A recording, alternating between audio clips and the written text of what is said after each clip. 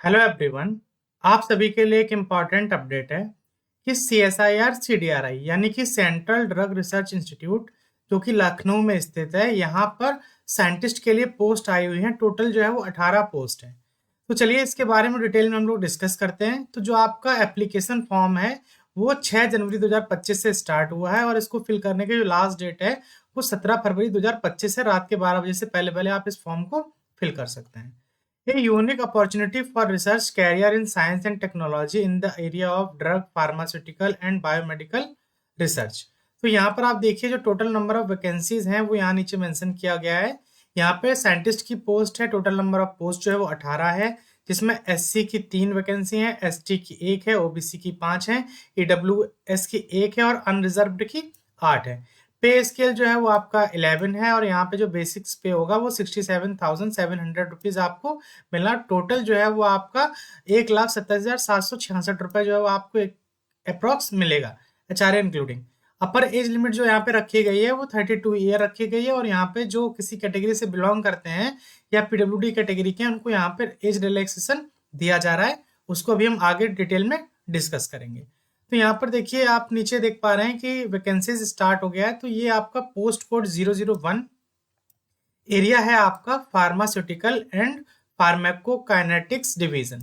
Number of post जो है वो साइंटिस्ट का नाम है, साइंटिस्ट की पोस्ट है और नंबर ऑफ पोस्ट टोटल कितनी है तो इसमें 2 हैं, एक OBC की है और एक अनरिजर्व्ड की है। अपर एज लिमिट जो है वो 32 है। PhD submission in the area of pharmaceutical science और इक्विवेलेंट।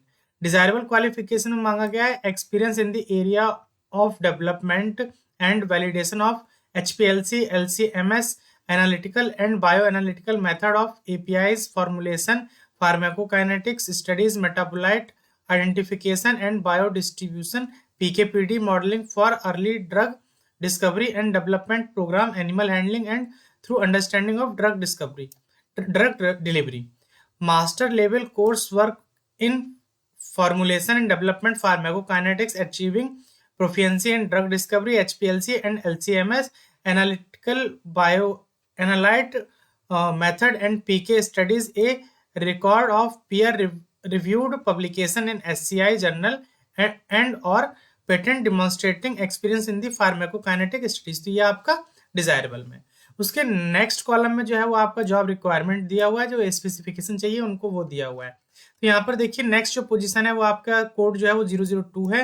ये मेडिसिनल केमिस्ट्री में है। इसमें यहाँ पे साइंटिस्ट की पोस्ट है। टोटल नंबर ऑफ वैकेंसी जो है वो 5 है, एक EWS की है, एक SC की है, एक OBC की है और 2 जो है वो अनरिजर्व्ड की है।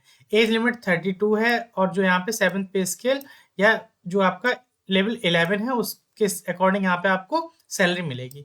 PhD submitted in the area of chemical sciences medicinal chemistry equivalent, तो यहाँ पे आप अप्लाई कर पाएंगे। यहाँ पे आपका जो क्वालिफिकेशन है डिजायरेबल और एसेंशियल वो लास्ट कॉलम में मेंशन किया हुआ है। फिर आपका है 003, ये मेडिसिनल केमिस्ट्री का है, साइंटिस्ट की पोस्ट है, एक अनरिजर्व की वैकेंसी है। PhD सबमिटेड मांगा गया है in the area of organic chemistry, medicinal chemistry और इक्विवेलेंट। इसके आगे यहाँ पे आपका एसेंशियल और डिजायरेबल क्वालिफिकेशन यहाँ पे दिया हुआ है। नेक्स्ट है आपका मेडिसिनल केमिस्ट्री, एक टोटल वैकेंसी है, एज लिमिट यहाँ पे 32 रखी गई है। सबमिटेड मांगा गया है PhD in the area of chemical science, medicinal chemistry और उसके इक्विवेलेंट। नेक्स्ट जो है वो आपकी कंप्यूटेशनल केमिस्ट्री की वैकेंसी है। इसमें आपका टोटल नंबर ऑफ वैकेंसी 2 हैं, एक अनरिजर्व्ड की है और एक SC की है। PhD सबमिटेड मांगा गया है in the area of computational chemistry, molecular biophysics और related area with focus on cheminformatic, pharmacoinformatic और इक्विवेलेंट। नेक्स्ट कॉलम में यहाँ पे एसेंशियल और डिजायरेबल क्वालिफिकेशन मेंशन की गई है। नेक्स्ट यहाँ से आपका शुरू हो जाता है बायोलॉजिकल वालों के लिए वैकेंसी। तो यहाँ पे आपका 006, तो ये आपका माइक्रोबियल इन्फेक्शन रिलेटेड फील्ड है। एक है पोस्ट OBC की, PhD सबमिटेड मांगा गया इन the area of microbiology, biotechnology या लाइफ साइंस। इसमें जो आपका क्वालिफिकेशन जो दिया हुआ है PhD with MSc in the microbiology, biotechnology और लाइफ साइंसेज। नेक्स्ट है आपका पोस्ट डॉक्टोरल एक्सपीरियंस होना चाहिए, experience of working with clinical resident microbial strain in BSL-2 and BSL-3 facility, experience in any models, तो ये आप एनिमल मॉडल ये आपके पास में होना चाहिए। उसके अलावा molecular microbiology, microbial genetics, genomes, RNA sequencing, drug screening, mechanistic studies and data analysis as evident by publication in the peer reviewed journal SCI। तो ये आपके पास में इसेंशियल क्वालिफिकेशन, उसके नेक्स्ट कॉलम में आपका डिजायरेबल क्वालिफिकेशन जो है वो मेंशन किया हुआ है। नेक्स्ट आपकी पोस्ट जो है वो आपकी एनिमल जेनेटिक एंड ब्रीडिंग की पोस्ट है। एक है टोटल वैकेंसी ओबीसी की है। यहाँ पे जो आपका मांगा गया है एसेंशियल में MVSC in the animal area of genetic and animal breeding. तो ये आपका हो गया PhD in the area of animal genetic and animal breeding, experience in breeding and maintenance of rodent non rodent colonies, transgenic animal, embryo cryopreservation and rederivation technique. तो ये आपको यहाँ पर इस तरह से क्वालिफिकेशन मांगी गई है। नेक्स्ट है आपका रिप्रोडक्टिव बायोलॉजी, मेल रिप्रोडक्शन की बात की गई है। यहाँ पे एक वैकेंसी है अनरिजर्व की है, अपर एज लिमिट 32 है। MD MBSC in lab science और PhD सबमिटेड मांगा गया है इन लैब साइंस। ये आपका यहाँ पे एसेंशियल हो गया। उसके बाद में आपका डिजायरेबल क्वालिफिकेशन मेंशन है। नेक्स्ट है आपका रिप्रोडक्टिव बायोलॉजी फीमेल रिप्रोडक्शन, एक ओबीसी की पोस्ट है। MD MBSC in lab science और PhD सबमिटेड मांगा गया है। इस नेक्स्ट कॉलम में आपका क्वालिफिकेशन मेंशन किया हुआ है। टॉक्सिकोलॉजी एंड एक्सपेरिमेंटल मेडिसिन की पोस्ट है। इसमें 2 टोटल पोस्ट है, एक अनरिजर्व्ड की है और एक SC की है। यहाँ पर जो आपका मांगा गया है वो PhD सबमिटेड मांगा गया है in the area of toxicology, biochemistry, zoology, MD pathology, pharmacology, toxicology, या फिर आपने MVSC इन फार्मेकोलॉजी टॉक्सिकोलॉजी किया हुआ है तो आप यहाँ पर एलिजिबल है। नेक्स्ट है आपका प्रोजेक्ट मैनेजमेंट, इसमें आपका 1 पोस्ट है, SC की पोस्ट है। ये आपका है PhD submitted in the area of lab science और केमिकल साइंस और फार्मास्यूटिकल साइंस और इक्विवेलेंट। नेक्स्ट कॉलम में आपका एसेंशियल और डिजायरेबल क्वालिफिकेशन जो है वो मेंशन की गई है। तो इस तरह से हमने देखा टोटल यहाँ पर जो वैकेंसीज दी हुई हैं उनकी डिटेल दी हुई है। इस PDF को आप हमारे टेलीग्राम ग्रुप से डाउनलोड कर सकते हैं। ग्रुप का लिंक जो है वो वीडियो के डिस्क्रिप्शन में दिया हुआ है, वहां से जाकर के आप ग्रुप को आसानी से ज्वाइन कर सकते हैं। ठीक है, यहाँ पर टोटल जो है वो 34 या 35 अराउंड पेजेस की PDF है।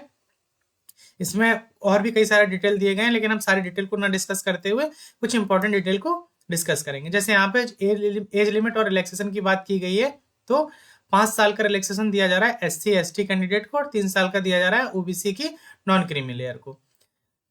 SC ST OBC candidate who apply against the post not reserved for them, that is unreserved post, will not be eligible for age relaxation। अगर आप अनरिजर्व पोस्ट के लिए अप्लाई करते हैं तो आपको कोई भी एज रिलैक्सेशन नहीं दिया जाएगा और आपको as a general candidate treat किया जाएगा।